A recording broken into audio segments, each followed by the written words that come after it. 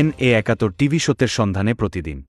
এই নির্বাচনে আওয়ামী লীগের উপস্থিতি নাই, সো সেই দিক থেকে দেখতে গেলে বাংলাদেশের মিনিমাম 30% মানুষের রিপ্রেজেন্টেশন নাই। সো আমি তো আসলে খুব বেশি পার্থক্য দেখতে পাচ্ছি না। পার্থক্য দেখছেন না, কিন্তু তারপরেও তো আপনাদের যে দলে আপনি ছিলেন বিএনপি, সেই বিএনপি আপনার 49 প্রায় 50% ভোট তারা পেয়েছে, 50% মানুষের তারা ম্যান্ডেট পেয়েছে। সেটাকে আপনি কিভাবে দেখেন? সেখানে কি আপনি বলতে পারেন এত বছর পরে 20 বছর পর আপনার দল বা সে বিএনপি ক্ষমতায় যাচ্ছে, এসেছে ক্ষমতায়, সেটাকে আপনি কিভাবে বলবেন?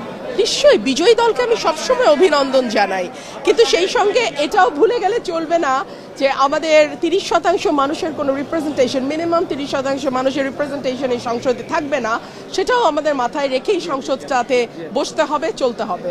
সেই রিপ্রেজেন্টেশনটা ফিরিয়ে আনার উদ্যোগটা কিভাবে নেওয়া যেতে পারে?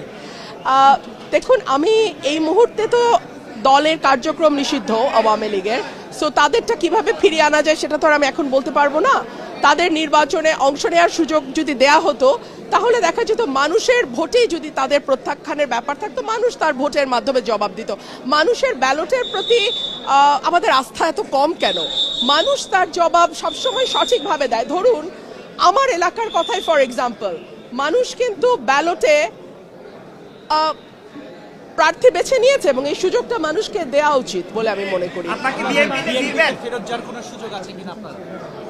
এখন পর্যন্ত না। নির্বাচনের পরে আমার সঙ্গে কোনো যোগাযোগ হয়নি। কারো যোগাযোগ করা হলে কি ফিরবেন? ঘরের মেয়ে? না, ঘরের মেয়ে মানে কি? আমি ব্রাহ্মণবাড়িয়ার মেয়ে, আমি ব্রাহ্মণবাড়িয়ায় ছিলাম, আছি, ভবিষ্যতে ব্রাহ্মণবাড়িয়াতেই থাকবো। আর বিএনপির মেয়ে হিসেবে আপনি কি বলবেন? আমি বিএনপির মেয়ে বলে কিছু নাই। আপনারা কেন যদি সবকিছুর মধ্যে আবেগকে গুলিয়ে ফেলতে পছন্দ করেন?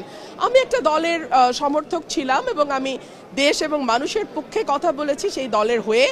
তারপরে আমাদের মধ্যে মতের মিল হয়নি, আমি সরে গেছি। এখানে আসলে আবেগকে নিয়ে আসবার কিছু আছে বলে আমার মনে হয় না।